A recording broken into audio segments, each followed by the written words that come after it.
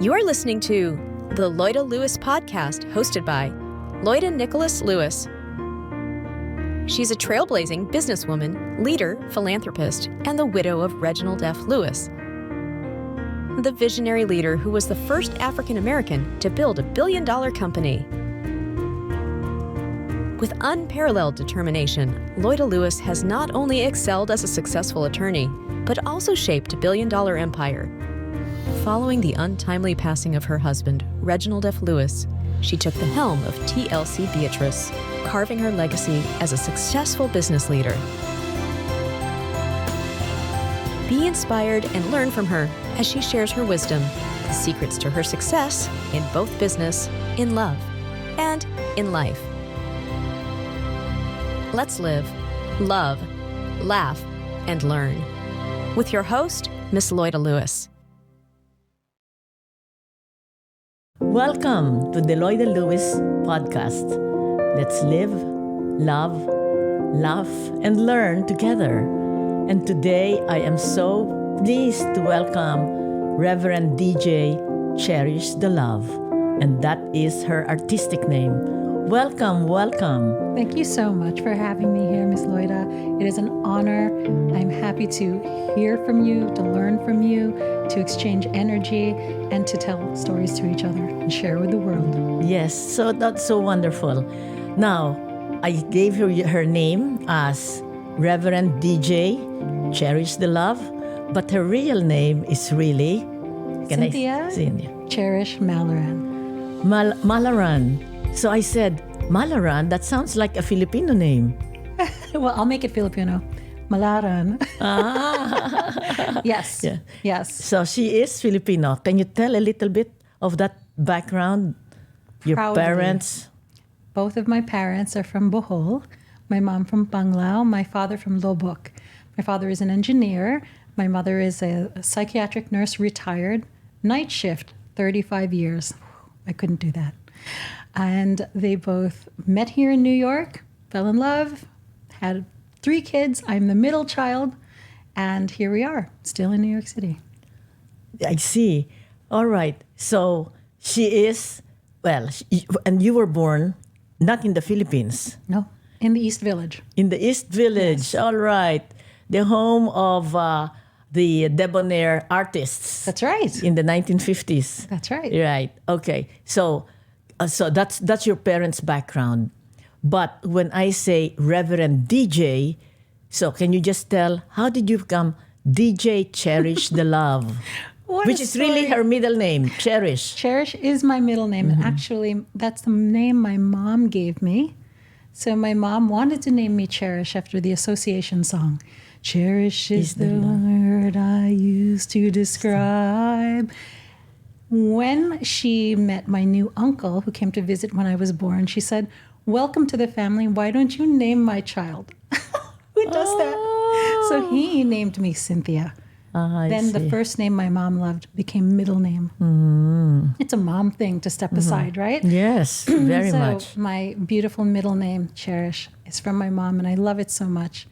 And I actually didn't use it for a long time because growing up in the 80s, I was bullied because of that middle name. Just imagine, kids always find a reason to bully you. And there were 2 songs, Kool and the Gang Cherish and Madonna Cherish. So the kids in the schoolyard would say, "Ha ha, your name is in a song." And they would make fun of me. So I cried because I was sensitive. And I said, "Mom, I never want to hear that name again." And she said, "That's the name I picked for you." And I said, "I don't care." I was a little kid. Years later, my mom had a stroke. And I found myself praying to God. And I said, "God, if you keep my mom around, I will bring Cherish back in my name." Oh, my goodness. And God did. And I returned Cherish back into my driver's license, my passport, my Facebook, and eventually became my DJ name. So it is an interesting path. Evolution. The evolution of everybody's story and their names. What's the story of your name is so interesting to me. I didn't study music. As I work professionally as a producer and a DJ for lots of amazing talent and a lot of incredible companies. I started off as a visual artist, graphic design and advertising, and that was my major.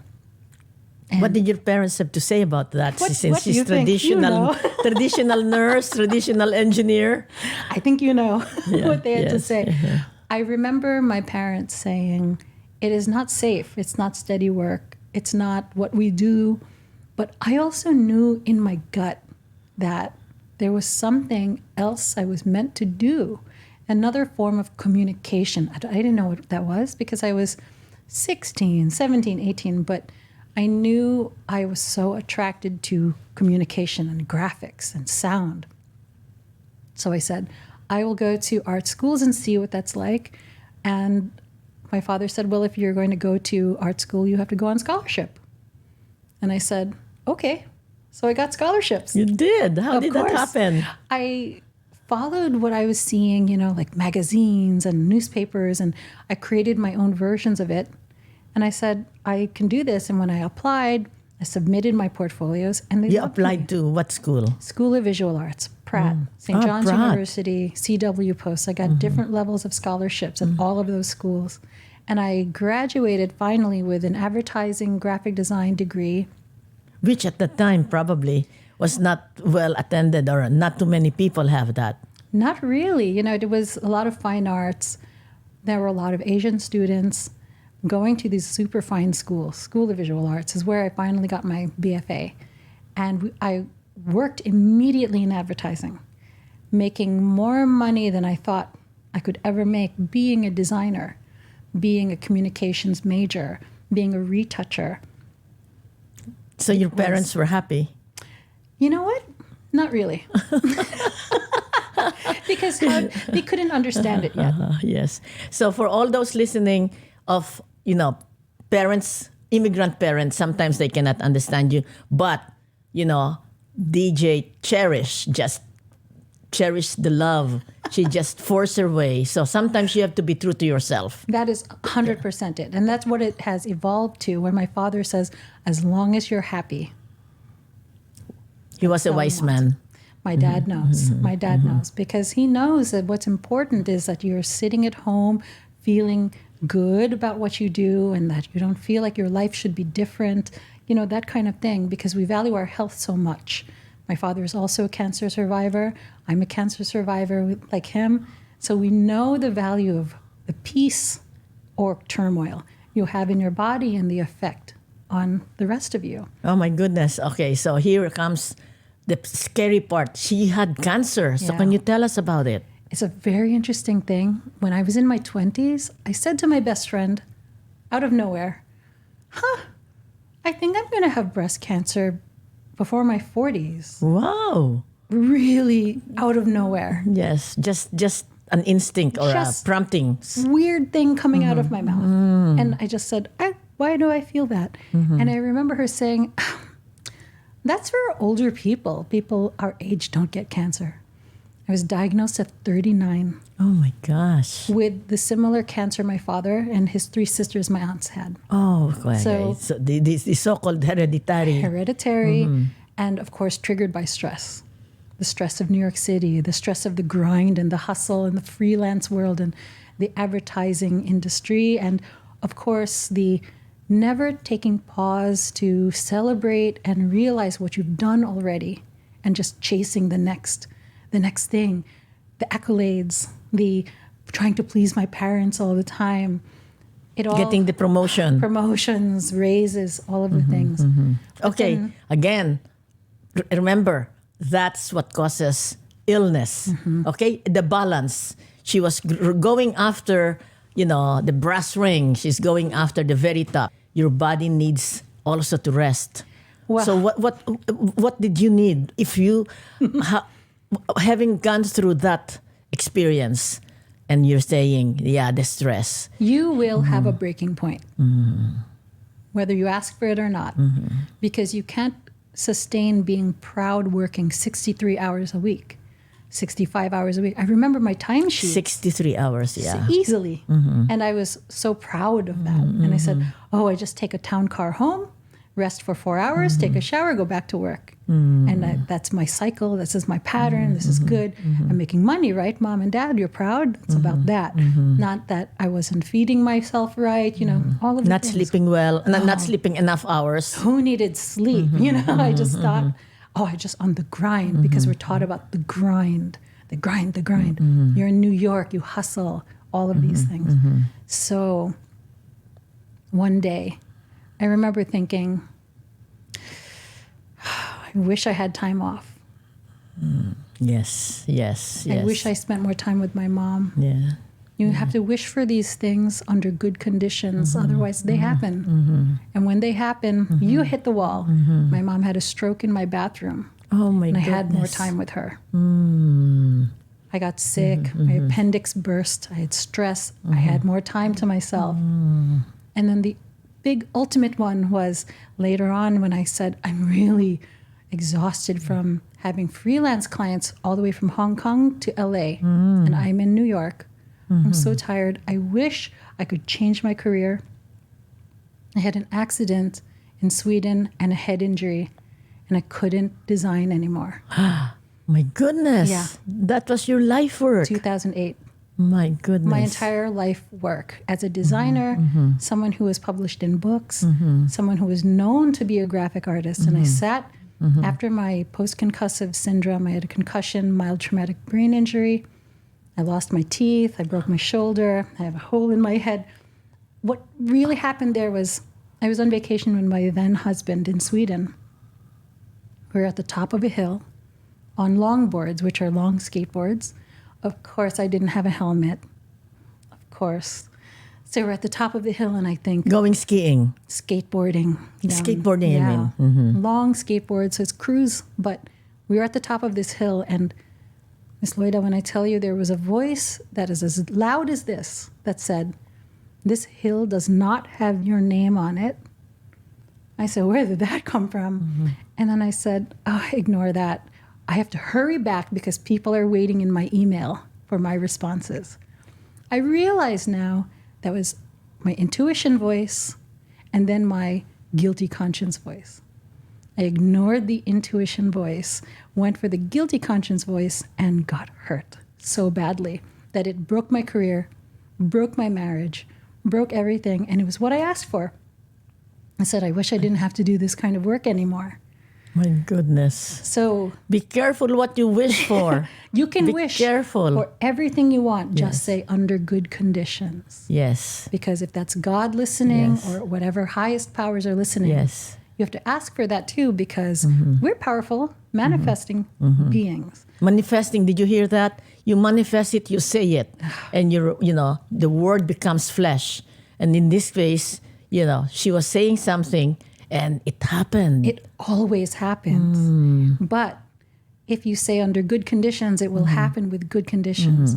And then the good thing about that is if you wish for something and there are no good conditions, then you're okay, because there were no good conditions for it to happen. And you're like, I'm fine. So after my injury and I come back to the States, I have 2 solid years of post-concussive syndrome, which for me was basically headaches all the time and a high-functioning amnesia. So amnesia means you forget things. I didn't know what I didn't know. I didn't know.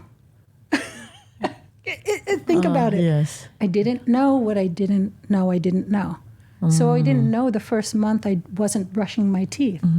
There were all kinds of functional, occupational things that after you have that kind of head injury, you're just a zombie.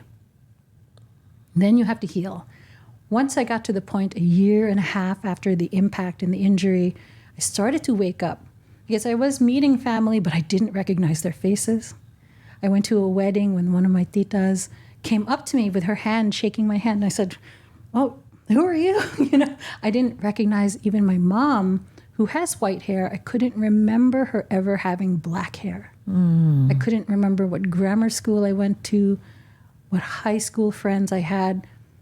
I went to therapy. I did cognitive behavioral therapy. I did all the Explain things. that. Cognitive behavior therapy. Cognitive behavioral therapy for me was basically talk therapy with my therapist, who would get me to express things and to see all the other sides of it, to see if it would awaken understandings that I already had, or to just wake up my brain.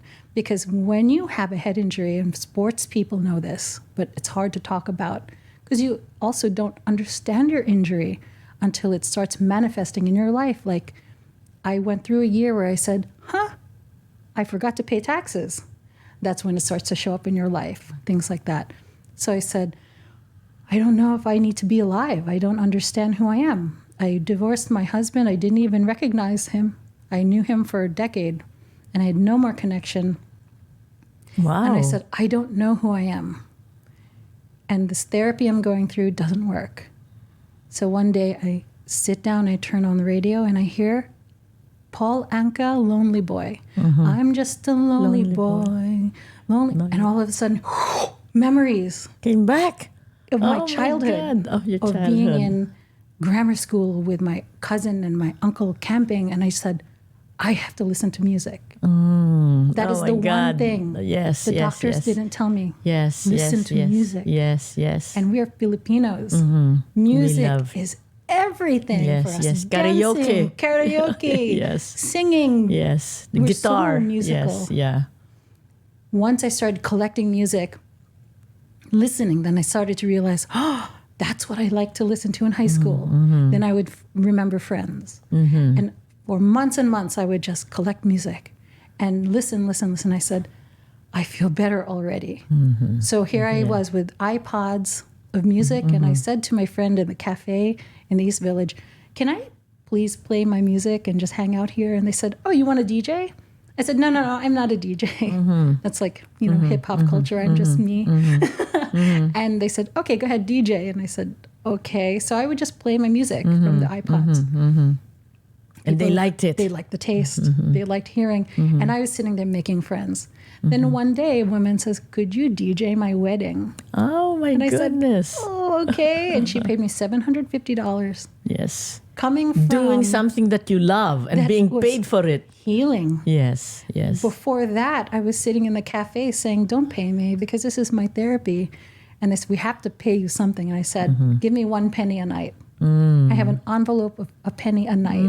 Then they said, this is ridiculous. We have to pay you, what, $25? And I said, sure.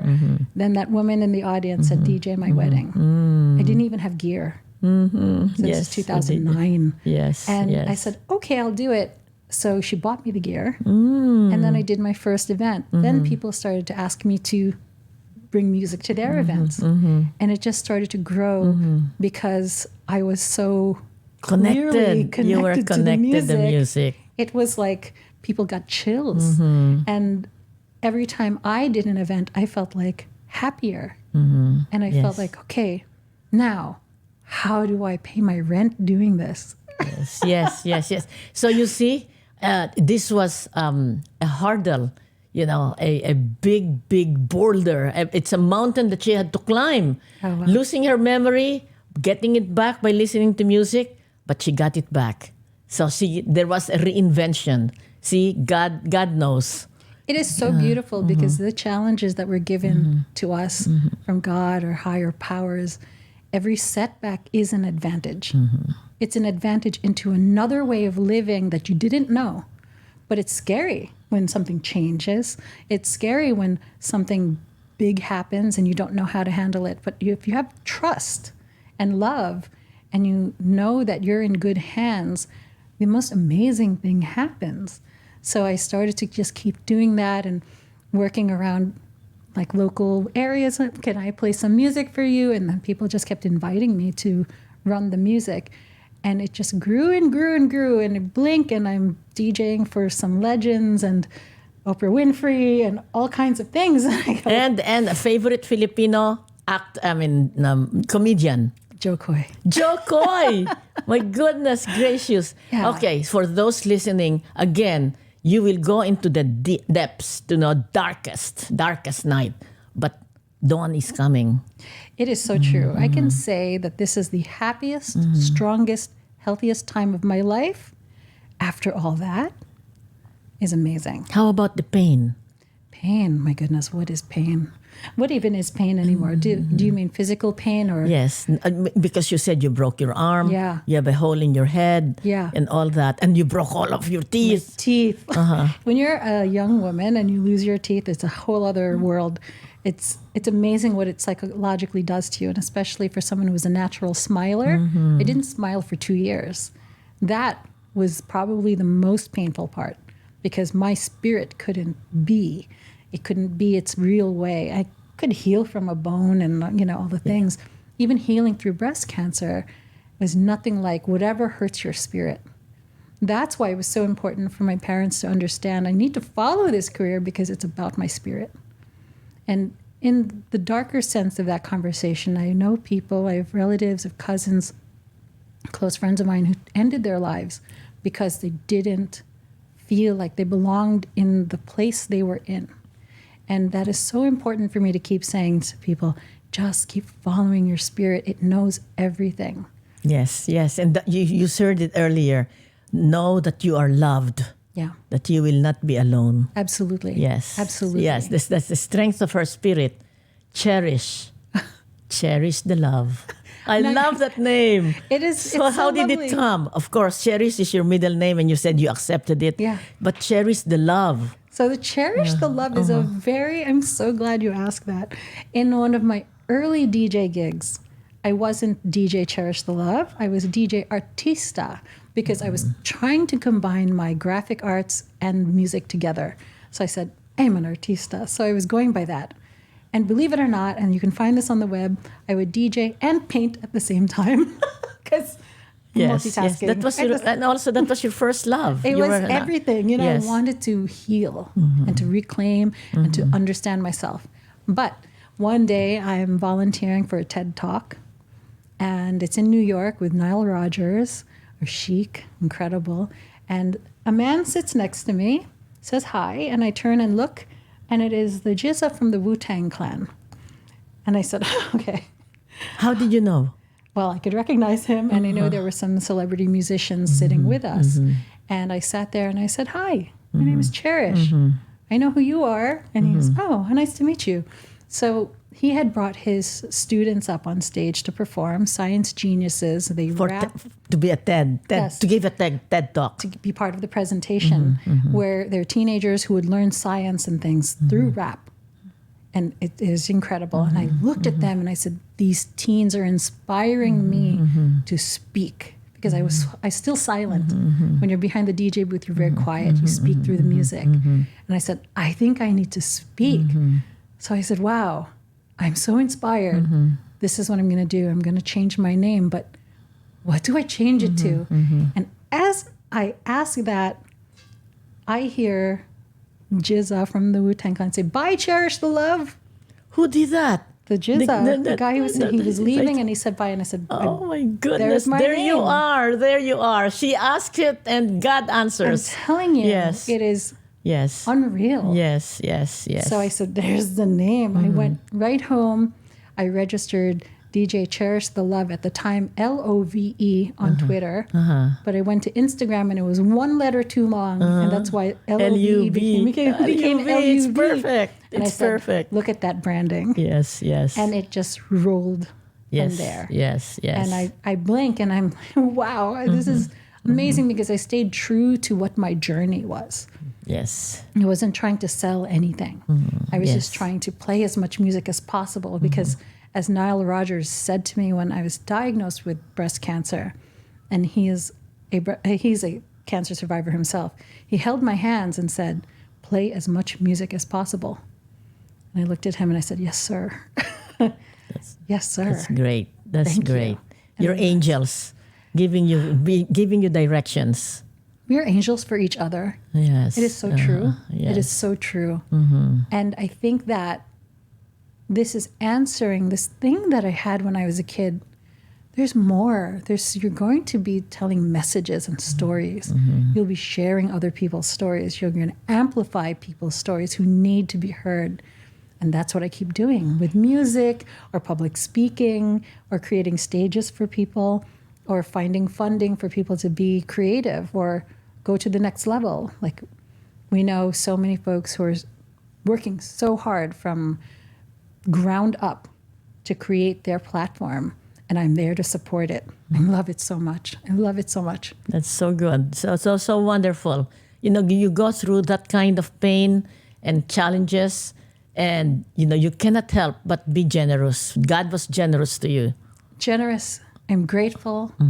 I'm alive. My lungs are clear. What more can I ask for? Yes. And it just keeps unfolding, and I just go, wow, I didn't doubt this. I knew I would be okay. Yes. And I knew it. Yes. And it just happens so naturally. Angels along the way. Now, you are CherishTheLuv, but it's Reverend DJ CherishTheLuv. So I said, what is reverence? Yes, and I read a little bit. So please tell. Yeah. Please tell the audience. Yes. The start of that is very interesting. I was DJing many weddings, and I saw that the officiants or the ministers and the reverends were using a very familiar boilerplate ceremony, and my heart was hurting for that. I said, "Ooh, I heard that one last week, and I heard that one 2 weeks ago." And from the internet. From the internet, yes. From all kinds of very simple places, which is fine, but it wasn't good enough for me. And I said, I want to bring something more to couples. So I said, let me look into what it would be like to get ordained, to have a ministry, to have people I speak to and counsel. What would that take? And then it all started to fall in my lap. Out of nowhere, someone said, hey, would you like to join our group? I said, I just asked for this. That's so interesting. Our group as ordained ministers. Yes. And they said, this is the process. And then it's an interfaith ministry. So that means when someone asks me, what is your faith? I say, in people. And if I have faith in people, I have faith in God. Because we have God in all of us. It's the same coin. Oh, love absolutely. God, love your neighbor. It's one. It's absolutely that. Anytime you stray from that, everything goes wrong. Right. And I see that in everyone. Okay. Again, for the listeners, that is the secret, really. Her secret, my secret of many people of faith. All right. You walk, you cherish that too. Yeah. Love God and love your neighbor. Yeah. If you don't love your neighbor, how can you love God? And when you see someone struggling, don't have hate for it or animosity. Know that their journey is just beginning, or they might be part of that important section of their journey, and give them the space and the dignity to figure it out. And of course, people have transgressions against you and maybe say something racial. It's happened to all of us. Look at them and know something's going on with them. And just give them peace and love and hope for their healing is expedited. Wow, that's compassion. It is. It has to be. You're so very compassionate. It has to be. When somebody hurt you, you want to hurt it back. But this is correct. I wasn't always DJ like that. Cherish is right. I was not always like that. You have evolved because Yes. of all the pain you have gone through. Yes. Yes. It's because it actually is life and death for me. If I harbor resentment, I increase the chances of cancer returning. Did you hear that? Please listen to that. You become resentful, you become vengeful, okay? Illness will come back to you. Toxic is toxic. Toxic. So the full story of my breast cancer journey is quite mind-blowing. I was diagnosed triple positive HER2 cancer. HER2 is a very complicated type of breast cancer or cancer in general. And That means stage 2? No, HER2 is something else. Yeah, I was stage 2 breast cancer, but also triple positive with HER2 positive. So HER2 is so interesting that the 2 weeks I was diagnosed, there was a documentary that came out by Ken Burns. Yes. King of all maladies, cancer. And HER2 and Herceptin, the drug I'm supposed to take, was the second episode. I said, I'm going to be good. So HER2 positive cancer patients weren't surviving past 5 years because this drug Herceptin did not exist yet. But when I was diagnosed, it existed. So I said, I'm good. Of course, I got allergic to it and was yanked off of my life-saving treatment. And I asked my doctors at Sloan Kettering, okay, where's the CVS brand version of this? Where's the Kirkland version of this?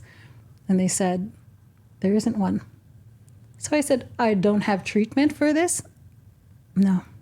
And I said, so what do I do? And this is very rare for a doctor. My doctor said, be happy. Really? Yes. And I looked at her and, I'm a good Filipino girl. I said, yes, okay. But when I was on my way home in the Uber, I was like, what is she talking about? How can that possibly be treatment? How could this hospital do this to me? The second I got home, I sat in my sofa and I said, I get it. Mm-hmm. If you're not at peace in the state I was in, the happier I could be, the stronger my nervous system could be. And that was my best chances. That was 2013. I should not be around. It is 2024. Yes. Oh my goodness. Sorry, 2015. Wow. Okay. I get goosebumps. Goosebumps. She had a sentence of death, 5 years, because the capsule that you were taking or whatever it taken was away from me was not good for her. Yeah, that's exactly what happened. So I realized, okay, and in that same month, these new drugs called immunotherapies came out, which were doing what I was doing naturally, strengthening my immune system. So I said, okay, this is the best chances I have. So now I have to make sure that I'm always at peace inside, no matter what chaos is going on around. And that doesn't mean everything's perfect. It just means you understand what's in your control and then what you can do because of it. It's always a challenge, but I know that for my best health and well-being, I need to find that on a daily basis. And it's become so easy after time. So I get diagnosed with this. I'm pulled away from treatment. I have mysterious amount of time left, but then I realized, don't we all? So I said, okay, chill out. Just do good. That's terrific. That's the truth. We all have an ending. Mysterious. You don't know. Yes. And she understood. What will she do? I came to just see, okay, we all have an ending. Some of us have a demise. And I didn't want a demise. I said, I want to live a life full in the way I want to be and reach people and help people tell their stories. And then I would feel complete, which is something I didn't see when I was volunteering at hospice years before. I worked with a lot of patients by bringing music to them. Many of them were crying and some of them were happy in hospice. And I would ask the nurses, what's going on with this patient? He's regretful. What's going on with this patient? She's happy. And I said, I think I want to be like this person on that side. Yes. All of these things in life kept showing me examples of what I could choose and how to build myself. Because I wasn't really, I love my parents so much, but I wasn't getting that kind of guidance. And we live in a much more complicated world. It wasn't as simple as I go to my job and do my 40 years here. Very different in the States. There's so many different energies and patterns and rhythms and dynamics. And your sense of self-worth as a freelance person is always up and down. It's a wild ride, but one I chose. But that gave me the joy and the freedom and the ability to then work on all kinds of projects and get to know different types of people, every shade, every body type, every background, and travel the world doing that. I am so, so pleased and satisfied. And not a lot of people can say that. Not a lot. Yes.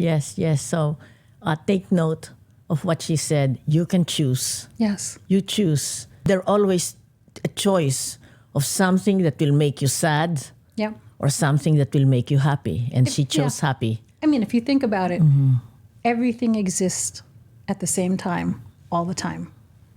You can choose however attitude you want to have about something that happened.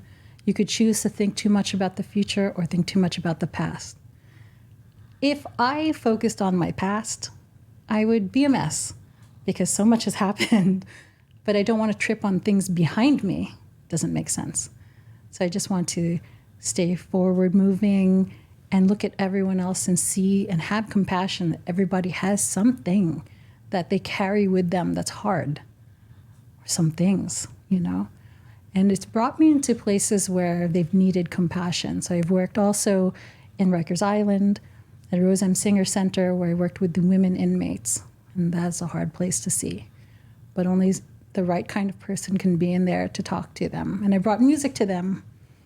Such a blessing, all of it. Yeah. So she chooses.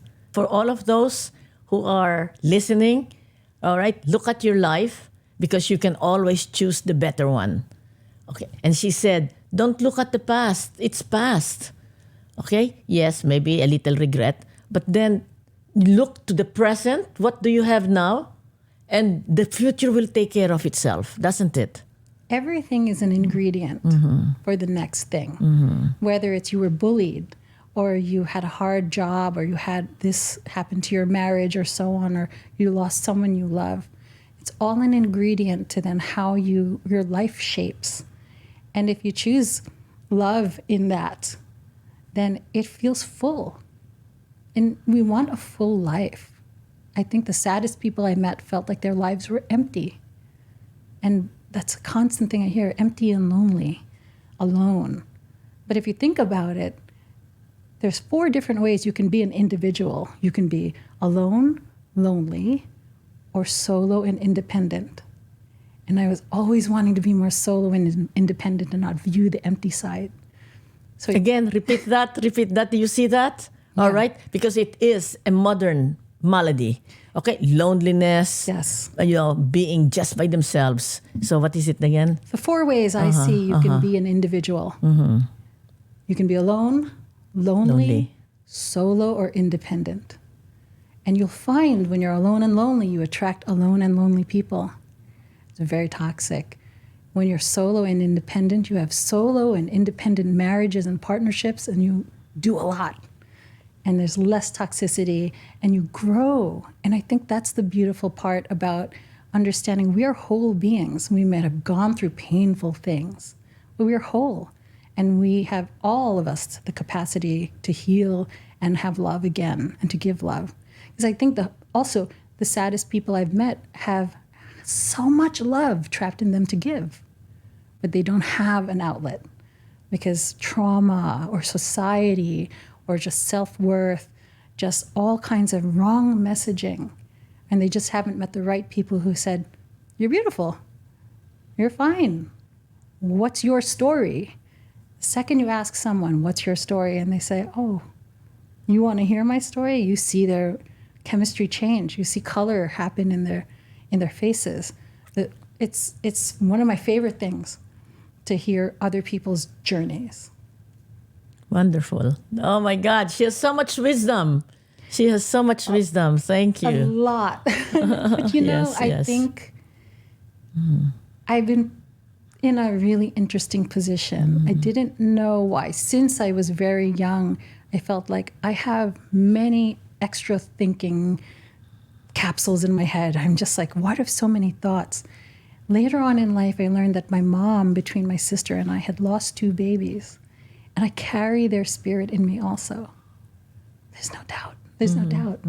If my mom succeeded in carrying me with the love and heartbreak she had for them, poured into me, I have the capacity to understand 3 people's worth of insight. And I said, oh, it's just so interesting. Before you, your me. older sister and you, there were 2? Yeah. Really? Yeah, and that wasn't something my mom never told us. Yes. There's it's a lot very of painful for her. Shame and things and pain and stuff. But later on, we were old enough, and my mom just said, I have a story. Yes. Oh, really, Mom? What story? Yes, and she tells these stories and go, oh, wow. Yes. Wow. Yes, and it made sense. My sister and I have 4 years apart between us. My brother and I, only 1 year. I said, a year and a half. And I said, well, I wonder why she's so much older, because there were 2. And then I got to understand that. So it felt like I have a lot of roles to play, or a mission to kind of help my siblings who didn't make it here to express as well. So that's like been my theme. So I fall in love with projects that are focused on expression. Like we have a friend, Lord's Lane, Super You Musical. she's working on her project where she's helping people in New York Express, and they're bringing their musical to the UK. And then there's also friends of mine who are doing things locally and abroad, musically, everything. I want to be part of all these projects. So how do I do that? I can be part of it as some sort of advisory, creative aspect of it. I want to be part of it financially, help like what we did with Here Lies Love. Yes. Okay. By the way, Here Lies Love was the first all Filipino musical about Imelda Marcos. And why Here Lies Love? Because she says on her tombstone when she dies, it should be Here Lies Love. Yeah. And so that's the story. So tell us about that. An amazing experience, because I was approached first many years ago to see Here Lies Love with a colleague. And I said, about who? No way. Do not invite me to this. I don't want to know anything about this show. Why does it exist? Then fast forward to 2023, and I'm asked to be part of a meeting for potential co-producers. And I said, this show again? And then I looked at the people who were in the meeting and I said, that's a Pulitzer Prize journalist. This is an incredible artist. This is a really brilliant person. Let me see what this show is really about. I'm open to being wrong. And I was wrong. It's not about Imelda Marcos. It's about the rise of the people because of the regime. And I said, sign me up. See, open mind. Oftentimes, we make a snap decision, not knowing exactly what it is that is in front of us. Fair. It was like, what's this? But if I could choose to be one of two, narrow-minded or open-minded, I will try to always be open-minded, because then I get the world. You get to understand what's really going on. And you think being closed and narrow-minded is a safe space. Nothing is more dangerous than ignorance. So if you don't know what's going on, you're in danger. So if I was open, I could understand and then help support the show as a co-producer, and then becoming a DJ on the show, and then helping as I climb, lift everyone else, then it's worth everything. Right. There's DJ CherishTheLuv. And now, tell us a little bit of your wedding. Is that it? You became it's beyond that. Beyond that. So okay. I started your ministry. Now it's now a ministry. Yeah. As an ordained minister. Yeah, it's so special because at first I thought it was just going to be limited to events and weddings. Of course not. People asked me, could you please advise us? We're going to get married and we're suddenly fighting. Or could you please advise us on just energy? Or can we just tell you our pain so we can... I was doing premarital counseling. And then eventually at some point I ended up getting called to come to an orphanage and just bring my presence and my energy there and be a minister and a music missionary, as Huffington Post called me in an article. And bringing music as my vehicle to places that needed time out, reset, find love, find your body, just bring yourself back to peace and connection and community. So after doing that and then bringing that ministry work to cancer patients, the ministry being music, I was able to see all kinds of people finding love in themselves again. And I said, this is just actually too big for me to understand because this is so beautiful. Then pandemic happened. And then I said, let me pause because everything has paused. Everything has stopped. Let me let this pass. Let me trust we will heal. And then here we are again in 2024 with all the conversations coming back. And I think that is the most beautiful thing. Yes. Wonderful. Oh, my goodness. All right. So she has been through it. And when I read some of the accolades of people you married to, yes, even I read someone I've never attended anything like this, and she has attended so many weddings. Oh my gosh! What is it that makes it exemplary that people would write the comments about your... I'm so glad you asked Yes, that. Oh my yes, goodness. yes. My favorite thing is writing ceremonies. So I interview both people separately. And I ask them the same questions about how they met, their love story, what they think of each other. Then I create the ceremony from the differences in their answers.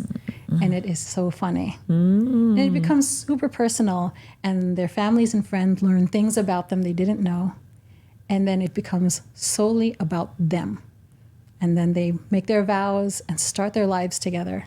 Oh, you get chills. Because, you know, when you add a branch to a family tree, that is such a big deal, you know, and then you look at the ancestry to come, children, hopefully, and, you know, everything that comes from that. To be a part of that in any way is so humbling that I feel like it's kind of like a glorious thing, you know? So when I create these ceremonies, I make sure that it is so tailored to them in a way that nobody could copy that ceremony. That's wonderful. Yeah. That is great. Yeah, I love it so yes. much. So you have heard it today from the Reverend DJ CherishTheLuv, but her real name is Cynthia Cherish Malaran, or in Filipino, Malaran. So she is fully Filipino, fully American. She had brought things together. So let's have a last word from our guest, Reverend DJ CherishTheLuv. Thank you so much. It has been such an honor to share my story to anyone who's took the time to listen. Thank you so much. Your listening affirms what has happened to me is a good thing, even if it's been difficult. So anytime you experience a setback, remember it might be some kind of advantage that you don't know about yet, because that's been a pattern in my life. Feel free to reach out to me for anything, questions, insight. If you want to share your story with me, I have many platforms for that, including a mobile bus that's going to be touring the country where I'll be setting up a stage and people can share their stories to their local audiences. So reach out to me. Really simple. Find me on Instagram at DJ CherishTheLuv, love spelled L-U-V, at Instagram. Thank you so much. And thank you so much. Thank you. That is her real name, Cynthia Cherish Malaran. Salamat po. This is the Loida Lewis podcast. Live, love, laugh, and learn together. Thank you very much, Reverend DJ CherishTheLuv, Cynthia Cherish Malaran. Thank you. Very good. The Loida Lewis Podcast, hosted by Loida Lewis, is produced by the creators of Over a Glass or Two, Jesse and JV. Executive produced by Loida Nicolas Lewis. Rate and review us on Spotify and Apple Podcasts for a chance to be featured on a future episode. Have a question for Miss Loida?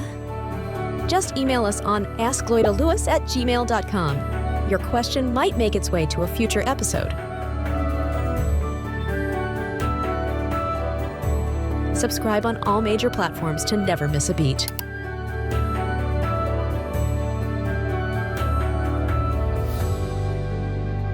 Thank you for listening to the Loida Lewis Podcast. Let's live, love, laugh, and learn together